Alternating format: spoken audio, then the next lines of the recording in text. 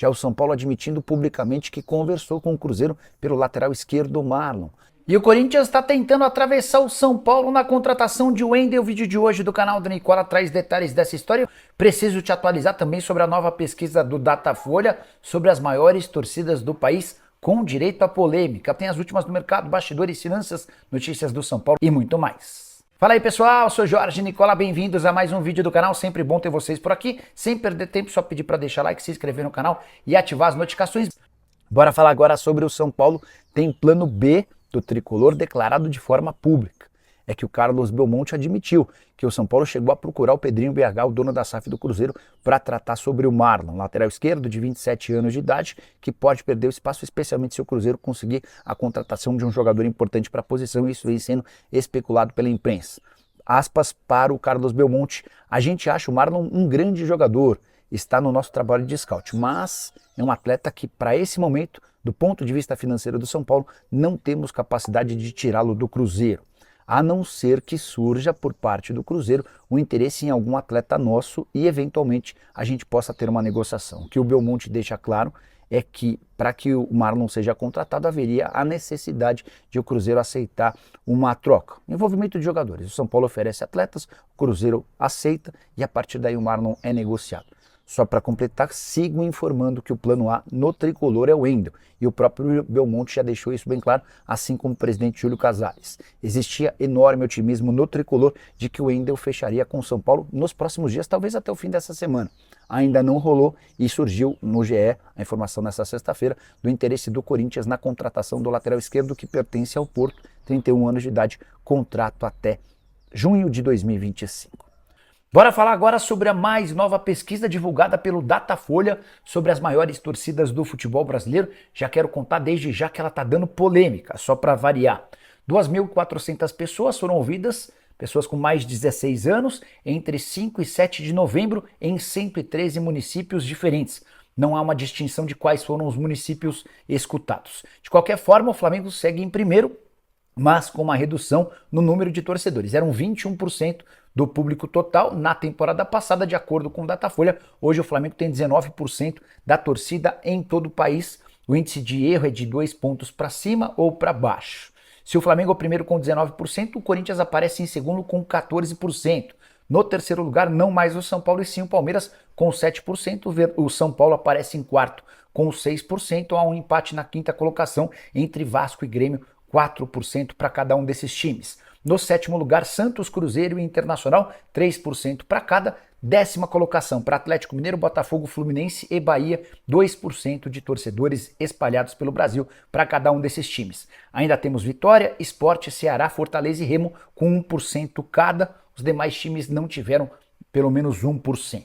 Importante destacar o desempenho de alguns desses times em regiões. Na região norte, por exemplo, o Flamengo tem 29% da população, contra 11% de corintianos. O time da região com mais torcedores é o Remo, com 4%. Na região nordeste, o Flamengo também lidera, 25%, contra 8% do Corinthians. O time mais popular da região é o Sport, com 5%. No centro-oeste, o Flamengo tem 29%, o Corinthians aparece com 11% e o Goiás tem apenas 1%, mesmo sendo o time mais popular da região. Na região sudeste, Corinthians tem 20%, o Flamengo aparece com 15%. Já na região sul, não temos nem Flamengo nem Corinthians entre os primeiros. O Grêmio lidera com 23%, o Internacional tem 18%, Flamengo e Corinthians com 9% cada. Queria contar também que o São Paulo ainda não tem planos para Lisieiro, volante que passou a ser mais utilizado desde que voltou da Suíça com o técnico Luiz Ubeldia. Lisieiro teve seu contrato prorrogado de forma automática até a metade do ano que vem e o São Paulo vai deixar para discutir uma renovação, uma extensão desse vínculo somente em 2025. Venho contando para vocês sobre um enorme otimismo do São Paulo em relação à contratação de Wendel, lateral esquerdo que pertence ao Porto, certo? Pois bem, o Corinthians entrou na parada, meio atrasado, sabendo que vai ter dificuldade em superar o São Paulo, mas há uma tentativa do timão. O Corinthians entende que precisa de um lateral esquerdo para o próximo ano. Nem o Hugo nem o Matheus Bidu conseguiram convencer por completo e chegou a informação para o Corinthians de que o Wendel está saindo de graça do Porto. Ele vai rescindir seu contrato a 6 meses do fim, tudo porque o Porto não vem utilizando o lateral, que foi recentemente inclusive convocado para a seleção brasileira. O que eu posso contar para vocês? Pelo lado do São Paulo, enorme otimismo. Mesmo com a entrada do Corinthians, o Wendel já havia dito que no futebol brasileiro só jogaria no São Paulo caso voltasse ao país. De qualquer forma, o Corinthians está tentando entender as condições e vai oferecer um pouquinho a mais para ver se convence o jogador. O Tricolor tem no Wendel o seu substituto natural do Wellington, que vai jogar no Southampton, já tem um acordo pré-assinado. Até por conta da entrada do Corinthians na parada, há uma intenção do São Paulo de assinar esse pré-contrato o mais rápido possível com o Wendel e fazer um acordo com o Porto para não correr o risco de perder o jogador. O São Paulo está devendo 1 bilhão. Juliano era Iane. Vamos falar um pouquinho sobre as contas do São Paulo. Eu contei com exclusividade ao longo dessa semana que o São Paulo registrou um déficit de 191 milhões de reais nos 9 primeiros meses do ano. Esse número veio do Conselho Fiscal, tá? Peraí, só pessoal, só que o Matheus tá vendo um bichinho aqui, então, pronto, um mosquito, isso, beleza. Bom, então assim, o São Paulo fechou com um déficit de 191 milhões de reais nos 9 primeiros meses desse ano.